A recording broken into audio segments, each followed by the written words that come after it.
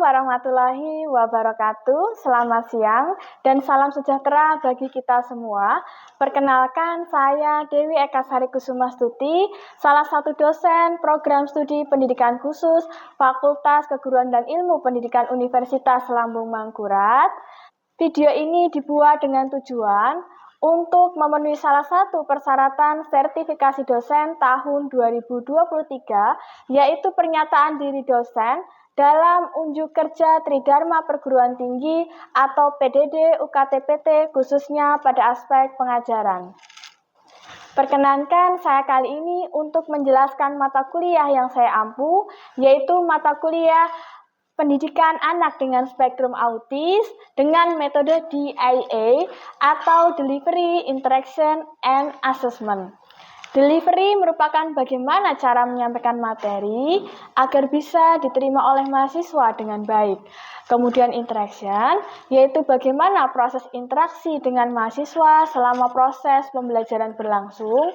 Dan yang terakhir, assessment, yaitu bagaimana bentuk penilaian hasil belajar mahasiswa dalam mata kuliah ini. Pertama-tama, saya akan menjelaskan mengenai deskripsi mata kuliah ini, di mana mata kuliah ini merupakan mata kuliah dasar atau wajib pada program S1 Pendidikan Khusus Fakultas Keguruan dan Ilmu Pendidikan Universitas Lambung Mangkurat, Banjarbaru, dengan beban belajar 2 SKS dan mengkaji tentang hakikat, identifikasi, asesmen, pembelajaran, program kebutuhan khusus, layanan terapi, dan tips bagi orang tua dalam menghadapi anak dengan spektrum autis, serta tokoh dengan spektrum autis yang menginspirasi. Diharapkan dari semua materi dalam mata kuliah pendidikan anak dengan spektrum autis ini dapat memberikan bekal bagi calon pendidik anak berkebutuhan khusus dalam memberikan layanan intervensi pada anak dengan spektrum autis. Adapun capaian pembelajaran lulusan atau CPL pada mata kuliah ini meliputi yang pertama, menguasai prinsip-prinsip dan teori-teori pendidikan khusus untuk semua jenis kebutuhan khusus atau kelainan. Yang kedua, mampu menunjukkan kinerja mandiri, bermutu, dan terukur. Yang ketiga, memiliki keterampilan dalam merencanakan, melaksanakan, menilai, dan menafsirkan hasil identifikasi dan asesmen untuk keperluan pembelajaran bagi peserta didik atau warga belajar berkebutuhan khusus. Berdasarkan CPL tersebut diturunkan menjadi capaian pembelajaran mata kuliah atau CPMK yang meliputi yang pertama, bagi mahasiswa reguler diharapkan mampu menganalisis teori-teori pendidikan khusus berkenaan dengan anak dengan spektrum autis dengan menginternalisasi nilai, norma, dan nilai etika akademik secara berkelompok maupun individual. Kemudian, bagi mahasiswa berkebutuhan khusus atau MBK, mampu menyebutkan teori-teori pendidikan khusus berkenaan dengan anak dengan spektrum autis dengan menginternalisasi nilai, norma, dan nilai etika akademik secara berkelompok maupun individual. Dan kemudian masih ada 2 CPMK lagi, namun bisa dilihat lebih lanjut di bawah ini. Silakan. Kemudian, CPMK tersebut diturunkan menjadi 12 sub-CPMK yang tersebar pada 14 pertemuan. Sedangkan 2 pertemuan lainnya dipergunakan untuk ujian tengah semester dan ujian akhir semester. Untuk lebih lanjutnya, bisa dilihat di bawah ini, terdapat bahan kajian mulai dari pertemuan 1 hingga pertemuan 16. Silakan dilihat. Baik, kemudian sistem pembelajaran dalam mata kuliah ini dilaksanakan secara tatap muka. Namun, untuk pengumpulan tugas, pengerjaan latihan soal, UTS, dan UAS melalui media online. Bagi mahasiswa reguler, difasilitasi pengerjaan tugas melalui Simari, Google Classroom, Google Form, atau media lainnya. Sedangkan Bagi mahasiswa berkebutuhan khusus, telah disediakan aplikasi khusus yang telah saya dan tim kembangkan pada penelitian tahun 2022, yaitu aplikasi Ajar MBK berbasis Universal Design for Learning pada mata kuliah pendidikan anak dengan spektrum autis.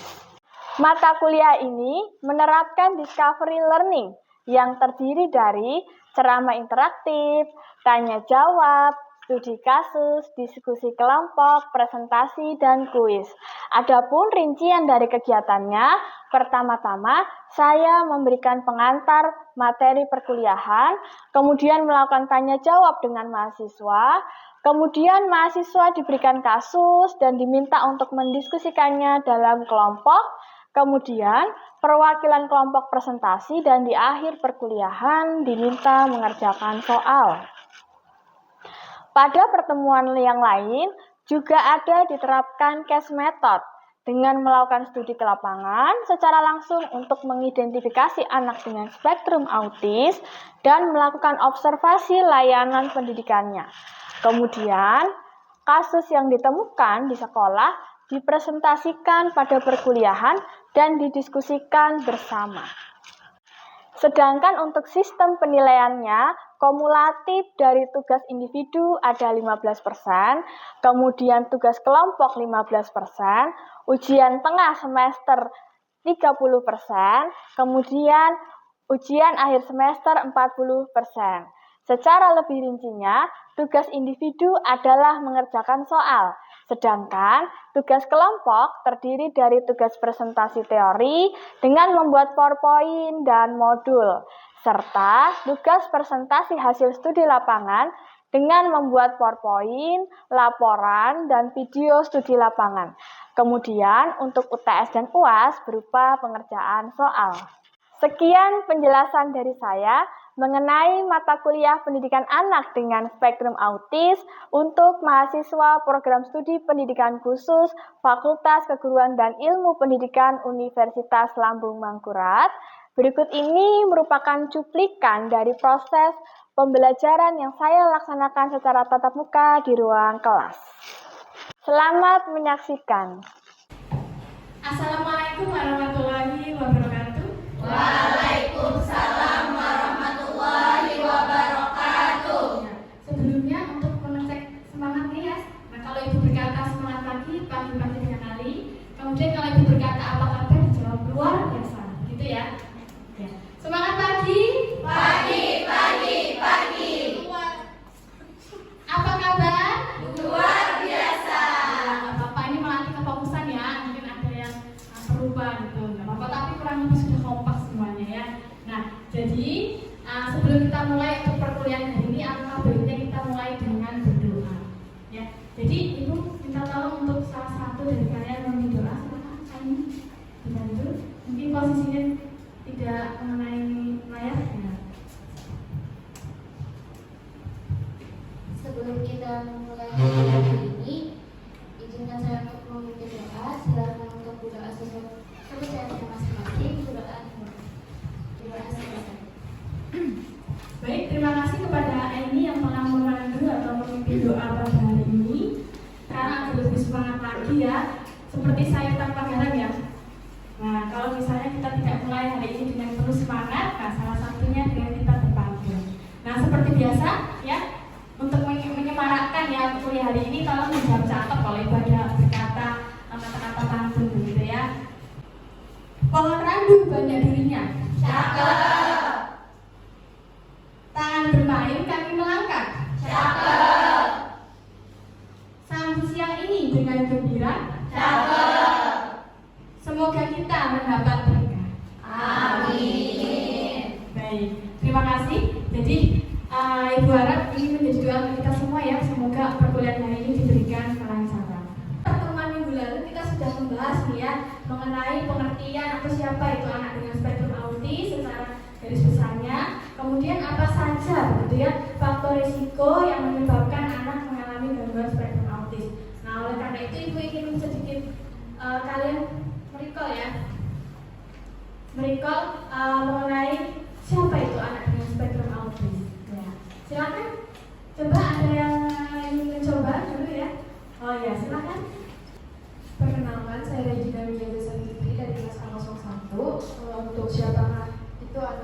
spektrum autis. Anak autis adalah anak yang mengalami gangguan perkembangan yang khas dari ringan sampai berat. Pada umumnya ditandai dengan ketidakmampuan dalam berkomunikasi dengan lingkungan eksternal. Baik, terima kasih ya. Mungkin kemarin kita membahas secara general, nah hari ini kita akan lebih memvisualisasikan lagi ya apa saja ciri-ciri dari anak dengan spektrum autis, kemudian permasalahannya apa saja, nah itu akan kita bahas lebih lanjut. Nah, sebelumnya kita merecall kembali bahwa ini adalah buku panduan ya atau buku referensi yang bisa kalian gunakan. Nah, salah satu ini ada buku yang telah ditulis ya mengenai pendidikan anak dengan spektrum autis dan ada berbagai referensi yang lain. Jadi silakan bisa memperolehnya entah di perpus atau mungkin sumber-sumber lain atau mungkin di sumber-sumber yang bisa kalian akses seperti itu. Nah, kemudian untuk mahasiswa yang mau berkebutuhan khusus bisa sudah mendownload ya kemarin ya? Sudah ya? Nah, ini dibantu dengan juru bahasa isyaratnya mengatakan sudah mendownload aplikasinya. Nah, jadi nanti untuk latihan-latihan soalnya nanti bisa mendownload aplikasinya, kemudian menginstal dan bisa berlatih soal melalui aplikasi ini ya. Nah, ini aplikasi ini adalah pengembangan penelitian ini penting. Nah, KBG semoga bisa membantu gitu ya untuk mahasiswa berkebutuhan khusus untuk. Baik, kita sekarang berbicara mengenai apa yang dibahas hari ini. Ada 3 outline atau ada 3 hal penting yang kita bahas hari ini. Yang pertama mengenai ciri-cirinya, klasifikasinya dan permasalahannya. Ya. Adapun tujuan pembelajarannya, di sini ada tujuan pembelajaran yang memang dikhususkan untuk para mahasiswa reguler dan ada tujuan yang dikhususkan untuk para mahasiswa berkebutuhan khusus. Di mana yang membedakan adalah tujuannya. Untuk mahasiswa berkebutuhan khusus lebih ke menyebutkan ya untuk berdasarkan taksonomi Bloom. Kemudian untuk mahasiswa reguler ada yang misalnya ciri-ciri diharapkan bisa menganalisis nantinya ya dari kasus-kasus yang ada dan lain sebagainya. Baik, kita masuk ke pembahasan pertama yaitu ciri-ciri, di mana kemarin sudah ini ya dibahas ya teman-teman kemarin bahwa anak autis itu sudah bisa dikenali sejauh usia berapa? Ada yang mau mencoba menjawab? Silakan. Ya, silakan. Perkenalkan, nama saya Nanda Asifa dari kelas A02. Anak autis bisa dikenali dari usia 6 bulan. Baik, terima kasih ya sudah dijawab. Jadi sejak usia 6 bulan atau mungkin bisa jadi sebelum itu ya. Namun hanya kita melihat ciri-cirinya yang perlu di cross check ke pihak yang bisa membantu, yaitu salah satunya dokter anak, dokter tumbuh kembang anak.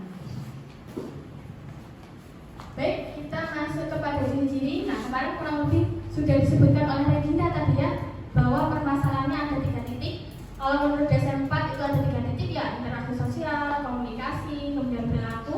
Sedangkan menurut saat ini yang sering kita gunakan adalah DSM-5, di mana untuk komunikasi dan interaksi sosial menjadi satu, dilebur karena saling berkaitan, yaitu komunikasi sosial dan hambatan komunikasi sosial dan minat yang terbatas dan perilaku yang berulang. Nah, mungkin di sini itu tidak bisa menyebutkan satu-satu ya, hanya sekilas-sekilas. Nanti kalau misalnya perlu ada ditanyakan bisa di luar perkuliahan atau minggu depan akan kita review kembali seperti itu. Nah, salah satunya untuk memberikan gambaran ya untuk hambatan komunikasi sosial, contohnya adalah kurangnya kontak mata.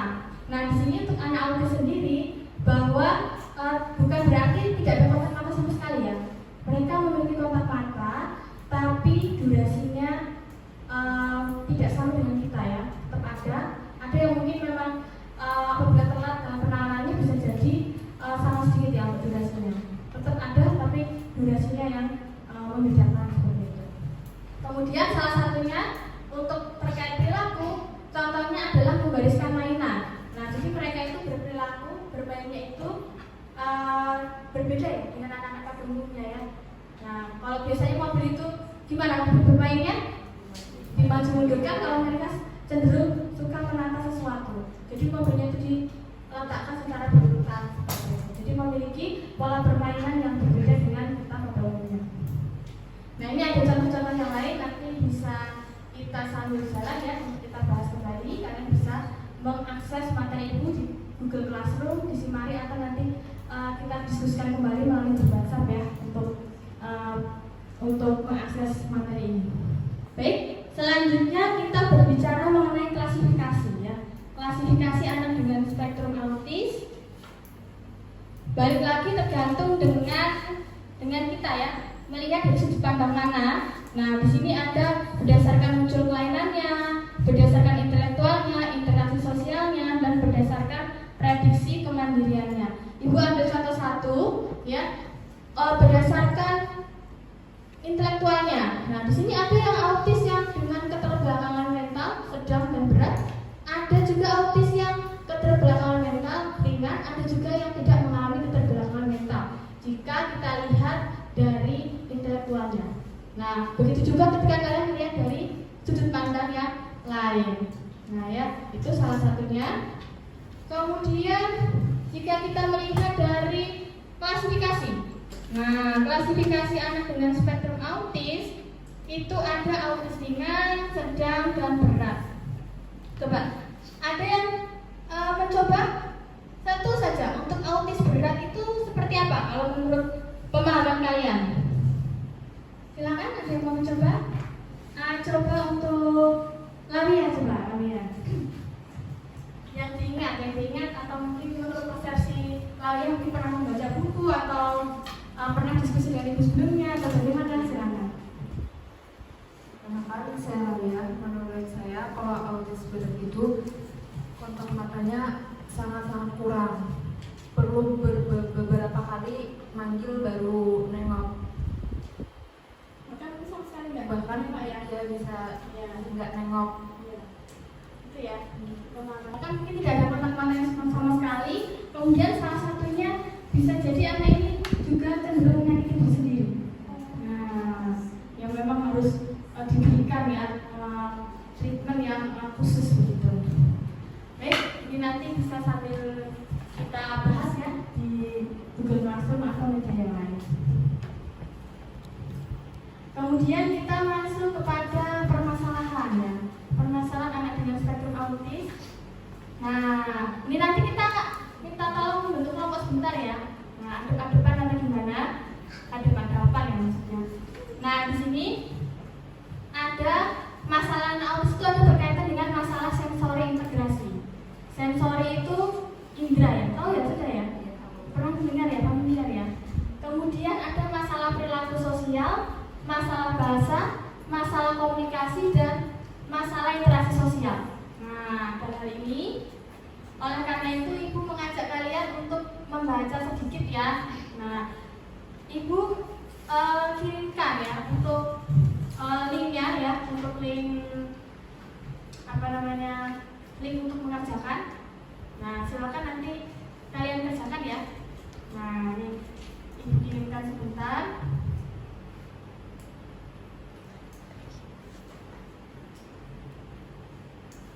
Nah, jadi sambil menunggu ibu mengirimkan, mohon membentuk kelompok ini 3-4 orang ya, 3-4 kelompok ya. Gimana? Atau mungkin dibuat ini saja, per baris ini ya, diskusinya nyaman ya. Ya, coba kalian sambil diskusi, mungkin bisa berhadapan, kembalikan ke gimana. 2 kelompok saja kalau gitu ya, kita melihat situasinya, sebaiknya 2 kelompok. Beri waktu kira-kira sekitar 5-10 menit ya, tapi kita singkat saja, nanti sambil jalan saja untuk diskusinya, seperti itu ya. Silakan bisa ini ya, bisa dibentuk berbalik-balik.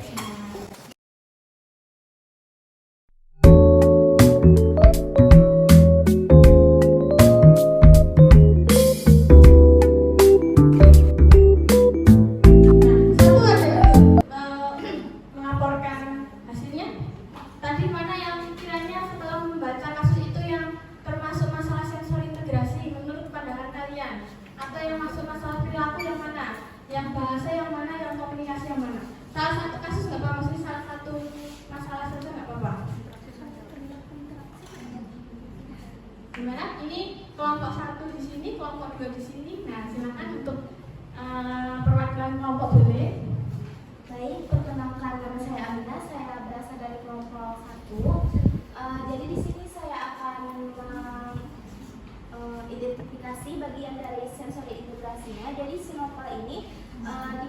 bahwa dia sangat sering menggigit benda yang ia pegang atau mungkin menggigit kain bajunya sendiri, dan itu menandakan dia merasa tidak nyaman dengan bajunya, dan saking seringnya jadi sobek. Lalu untuk bagian yang lainnya itu seperti saat bersalaman itu dia menghindari kontak mata. Di sana diperlihatkan bahwa Nopal memiliki interaksi yang sangat minim. Mungkin itu saja dari saya. Mungkin ada tambahan lagi dari kelompok. Sementara cukup ya. Sementara cukup Ibu. Baik, terima kasih kepada Aminah ya sebagai perwakilan dari kelompok 1, bahwa memang benar ya tadi salah satunya ada masalah pada sensori perabaannya ya. Anak merasa tidak nyaman dengan label di belakang bajunya itu. Kemudian tadi salah satunya terkait kontak mata, itu juga berkaitan dengan sensori penglihatannya ya. Jadi dia merasa sulit ya untuk melakukan kontak mata dengan orang di sekitarnya. Baik, terima kasih ya untuk kelompok 2. Mau coba? Kelompok 2 perwakilan? Boleh? Silakan. Oh iya, silakan. Perkenalkan, nama saya Luciana Anjani dari kelompok 2. Jadi apa yang kami dapat ini kurang lebih saja dari yang dikatakan Amin sebelumnya. Yang pertama itu suka berlarian atau mengambil yang berarti tidak bisa diam. Hal tersebut menunjukkan bahwa sensorinya ini terlalu peka. Lalu suka meniup balon, lalu kontak matanya. Dan yang terakhir tadi ada tentang dia penuh interaksi sosial. Itu berarti masuk ke masalah interaksi sosial ya. Sensorinya juga saling berkaitan juga dengan interaksi sosial. Mohon maaf, yang tadi yang suka berlarian tadi sensorinya kurang peka karena tidak bisa diam. Kalau menurut yang saya catat sebelumnya. Itu saja. Terima kasih. Baik, terima kasih Lucia selaku perwakilan dari kelompok 2 ya atas jawabannya. Baik, kemudian terkait perilaku tadi sudah sedikit disinggung ya. Untuk perilaku sebenarnya kita perlu memperhatikan tentang frekuensinya, durasinya, intensitasnya ya. Jadi tidak semua perilaku kita katakan oh itu anak itu karena perilaku ini tidak bisa diam dikatakan anak autis. Belum tentu. Bisa jadi karena anaknya super aktif atau aktif ya, karena kita perlu melihat dari durasi frekuensinya juga ya. Dikatakan bahwa perilaku itu termasuk dalam kategori anak yang mengalami hambatan hambatan autis atau mengalami berkebutuhan khusus gitu ya. Nah, jadi sedikit menyimpulkan sebelum kalian nanti berlatih ya, kira-kira nanti ada beberapa soal yang kalian kerjakan, soal benar atau salah kalian memilih ya, perlu atau false. Nah, tapi sebelumnya kita simpulkan bersama ya. Nah, jadi Ibu minta tolong silakan perwakilan untuk membantu menyimpulkan untuk materi ya, pemaparan materi atau diskusi kita pada hari ini. Silakan, ada yang perwakilan mau menyimpulkan? Saya akan menyimpulkan hasil perkuliahan dari materi. Jadi anak autis itu tadi punya ciri-ciri dari hambatan intelektualnya, sosial, seperti misalnya anak autis itu suka menyendiri tadi, tidak suka berinteraksi, terus kurangnya kontak mata dengan orang lain. Kemudian ada juga sering ekolia ya tadi, suka membelot. Jadi misalnya kamu lagi apa, dia mengulang lagi, kamu lagi apa, jadi tidak menjawab hal yang ditanyakan, jadi dia mengulang lagi. Kemudian ada permasalahan-permasalahan yang dialami oleh anak autis, yaitu permasalahan sensori integrasinya tadi, kemudian masalah perilaku sosial, kemudian masalah bahasa, masalah komunikasi, dan masalah interaksi sosial. Mungkin sekian dari saya, Ibu. Terima kasih. Baik, terima kasih. Boleh tepuk tangan, terima kasih ya. Oke.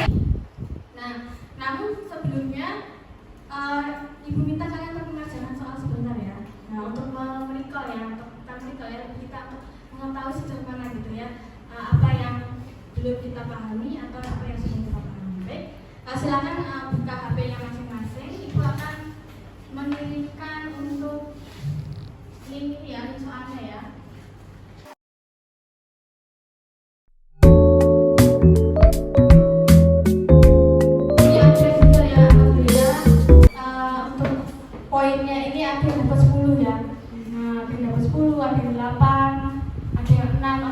jumlah ya kalau kita puluhkan ya ada yang 60, ada yang 80, ada yang 100 gitu ya, luar biasa sekali.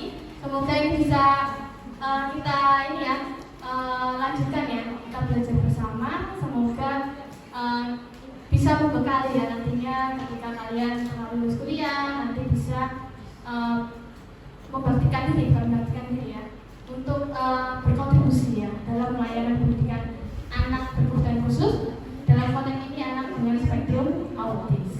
Sebelum ya ditutup ya seperti biasa kita selalu mengambil kata-kata ya dari orang-orang yang menginspirasi kita ya, bahwa pendidikan itu adalah senjata paling ampuh ya yang dapat kamu gunakan untuk mengubah dunia. Jadi kata-kata Pak Nelson Mandela ini ya cukup merasuk atau meresap di hati gitu ya. Kata-kata kita bisa mengambil hikmah ya dari setiap kata-kata dari orang-orang yang menginspirasi di luar sana. Semoga bisa mengutuk hati kita untuk menjadi orang yang lebih baik dari hari ke hari. Nah, kurang lebih tadi kalau dibuka pakai pantun baiknya ditutup juga pakai pantun ya. Iya. Karena seperti itu, mari kita berpantun ya. Burung dara cendrawasih. Cakep. Cakepnya pakai jempol gimana? Yang mantap ya. Burung dara cendrawasih. Cakep. Cari dulu di Papua. Cakep. Ya. Cukup sekian dan terima kasih. Cakep. Moga bermanfaat untuk kita semua. Amin. Amin ya. Tepuk tangan untuk kita semua. Dengan adanya pantun ini berakhir ulang perkuliahan kita hari ini ya. Jangan lupa untuk tugas-tugasnya tadi kalau belum selesai atau mungkin mau dilanjutkan boleh. Yang jelas ini untuk latihan soal kita. Nah untuk latihan-latihan di awal nanti kalau ada penilaian lanjutan nanti bisa kita lanjutin pertemuan selanjutnya gitu ya. Tapi tadi kuliah sudah selesai semua ya. Alhamdulillah ya.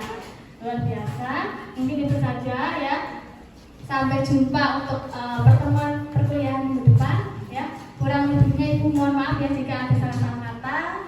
Wassalamualaikum warahmatullahi wabarakatuh. Waalaikumsalam warahmatullahi wabarakatuh. Demikian deskripsi singkat serta cuplikan proses pembelajaran dari mata kuliah pendidikan anak dengan spektrum autis yang saya ampu.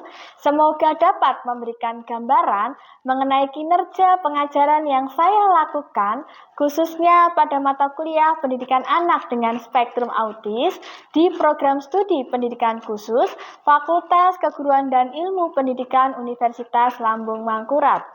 Saya ucapkan terima kasih kepada seluruh tim penilai dan tim panitia sertifikasi pendidik untuk dosen tahun 2023, khususnya dari Direktorat Sumber Daya, Direktorat Jenderal Pendidikan Tinggi, Riset dan Teknologi, Kementerian Pendidikan, Kebudayaan, Riset dan Teknologi. Tidak lupa, juga saya mengucapkan terima kasih kepada rekan dosen, staf, dan mahasiswa program studi pendidikan khusus Fakultas Keguruan dan Ilmu Pendidikan Universitas Lambung Mangkurat, serta pihak-pihak lain yang terlibat yang tidak dapat saya sebutkan satu persatu.